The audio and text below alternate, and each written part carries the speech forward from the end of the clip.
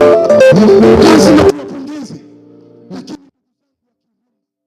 Mheshimiwa, Kirumba linakwenda kutengenezwa soko kubwa, soko la kisasa, soko ambalo huwezi kuliona popote katika nchi za maziwa makuu. Utaliona Kirumba na utaliona hapa, linakwenda kujengwa na Tanzania. Soko lenye thamani ya shilingi bilioni 14, thamani ya shilingi bilioni 14 milioni 173,443,000 linakwenda kujengwa hapa. Hii ni heshima kubwa. Mheshimiwa,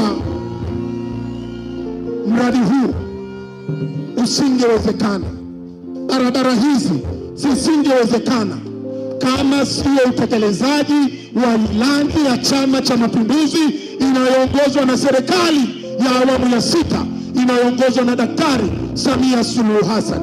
Mheshimiwa Waziri, ikikupendeza, naomba nigawe maua 5 tu kwenye eneo hili. Tuwape heshima yao, tuwape sifa yao, tuwape hadhi yao. Ua la kwanza,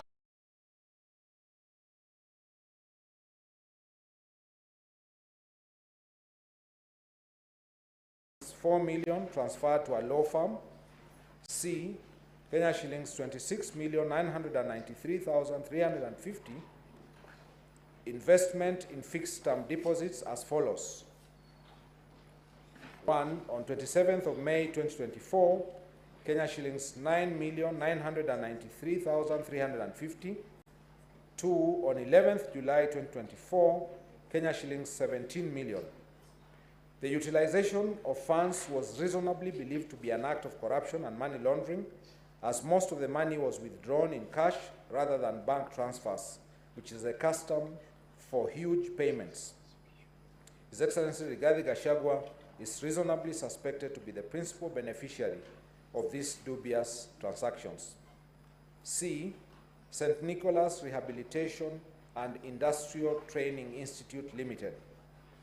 The company was incorporated on 8th of April 2021 under registration number PVT-AAACMO4. It deals with student rehabilitation and industrial training, trading as St. Nicholas Rehabilitation Center and Psychiatric Hospital. The sole company director is Nicholas Mugambi Maingi.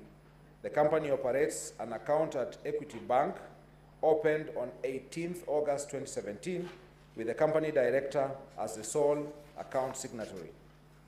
Between 1st March 2024 and 5th June 2024, the account received a total of Kenya shillings 21,060,000 from the office of the Deputy President. The funds were suspiciously utilized as follows.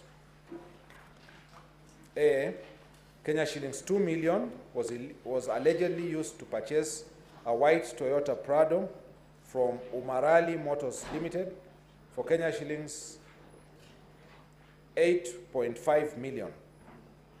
B, another Kenya shillings 4 million was suspiciously transferred to Nicholas Maingi's account. A cash trail in the personal account revealed that upon receipt of the funds, Nicholas made a transfer of Kenya shillings 4,660,000 to Umarali Motors Limited on 21st March 2024. The purported payment to Umarali Motors Limited using 2 routes raises reasonable suspicion of corruption and money laundering. Further, prior to receipt of the 2 payments from the Office of the Deputy President, the account was transacting in minimal accounts, raising suspicions that the entire transaction was a conduit used by His Excellency Rigathi Gachagua to siphon public funds. The payment scheme used typifies money laundering transactions. From the matters outlined in the preceding parts, it is patently clear that there are serious reasons to believe that His Excellency Rigathi Gachagua, the Deputy President of the Republic of Kenya, using his state office, has committed gross economic crimes, namely conflict of interest, abuse of office, conspiracy to commit crimes under A, Sections 45(1)(a), 46, 47(a)(3), and 48(1) of the Anti-Corruption and Economic Crimes Act, and B, Sections 2, 3, 4, and 7 of the Proceeds of Crime and Anti-Money Laundering Act. Your Excellency, Rigathi Gachagua, how do you plead to count 7, guilty or not guilty? Not guilty. Ground 8, serious reasons to believe that His Excellency Rigathi Gachagua has committed crimes under Section 132 of the Penal Code and Section 29 of the Leadership and Integrity Act. His Excellency Rigathi Gachagua has continuously misled members of the public. He knew his allegations were false. On or about 26th of June 2024, His Excellency Rigathi Gachagua recklessly and unmindful of the high calling and dignified status of the Office of the Deputy President of the Republic and his membership to the National Security Council, both being positions that require one to be a discreet and tempered leader, especially during moments of national crisis, addressed Kenyans on live television in Mombasa County and publicly made sensational statements against the National Intelligence Service, an essential national security organ, its director and officers. The following is an excerpt of part of his speech. I quote, "The Director General of the National Intelligence Service, Nurdin Haji, was a junior officer in the National Intelligence Service before he was appointed as DPP. When he was appointed to the office of the Director General, because of his inferiority complex, he chased away all the people who were senior to him when he was in the service, therefore crippling the capacity of that service and making it dysfunctional. 3 directors were chased away and reassigned to desk jobs in ministries across government. 13 assistant directors, men and women with proven track record of intelligence collection and analysis, were removed from the National Intelligence Service, leaving a shell and a clueless Director General who has no capacity to run the organization. And that is why the security sector was caught off guard by the intensity, the anger of the Kenyan people, the agitation of the Kenyan people, the resilience of the Kenyan people." End of quote. Your Excellency Rigathi Gachagua, how do you plead to ground 8, guilty or not guilty? Not guilty. Part C, gross misconduct pursuant to Article 151(b)(3) of the Constitution. Ground 9, gross misconduct, that is public attacks on National Security Intelligence Service and its officers. The phrase gross misconduct generally refers to behavior that is, quote, very unpleasant, disgusting, or very rude. This is from the Oxford Advanced Learners Dictionary. Therefore, public attacks against an essential national security organ in circumstances that require one to be discreet and tempered constitute gross misconduct.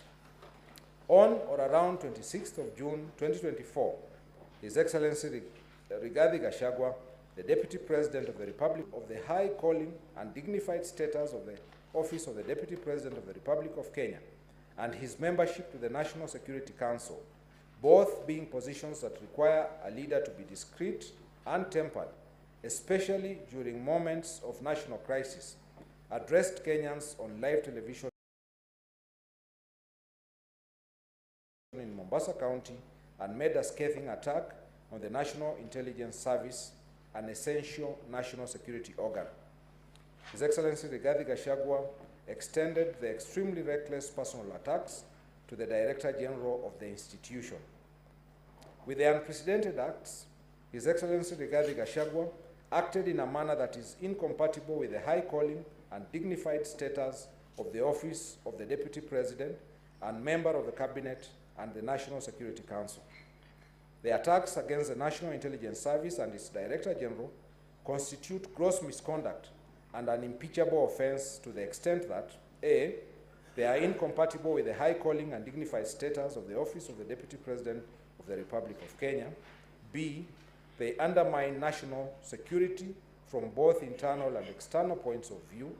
C, they are incompatible with the effective discharge of the delicate and sensitive mandate of the National Intelligence Service. D, they had the potential, given the circumstances prevailing in the country at the time, to significantly diminish public confidence in the viability of the Kenyan state and its ability to protect the lives and properties of its citizens. E, they go against the constitutionally prescribed oath of allegiance of the office of the Deputy President under Article 148, 5A of the Constitution, which requires the Deputy President to obey, preserve, protect, and defend the Constitution and all other laws. Your Excellency, Rigathi Gachagua, how do you plead to ground 9, guilty or not guilty? Not guilty. Ground 10, gross misconduct, that is insubordination. As stated in ground 9, the phrase gross misconduct generally refers to behavior that is very unpleasant, disgusting, very rude. This is from the Oxford Advanced Learners Dictionary. Therefore, open or public insubordination of the President, who is the head of state and government under our constitutional framework, is gross misconduct.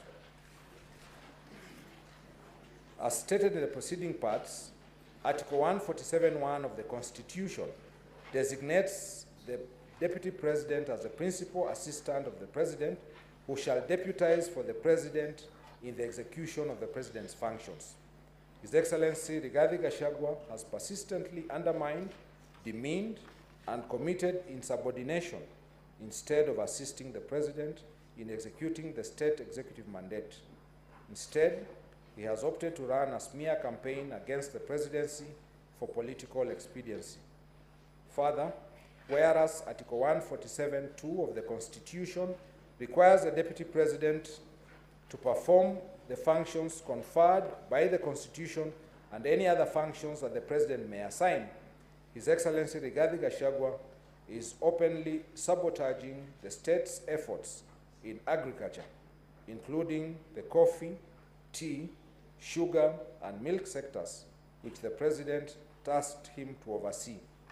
To illustrate, A, His Excellency Rigathi Gachagua has connived with cartels in the tea sector to block the Kenya Tea Development Agency from implementing guaranteed minimum returns that would benefit smallholder tea farmers.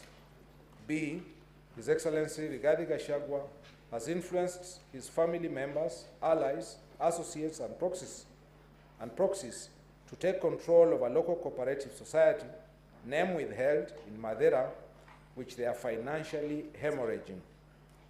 Your Excellency Rigathi Gachagua, how do you plead to ground 10, guilty or not guilty? Not guilty. Ground 11, gross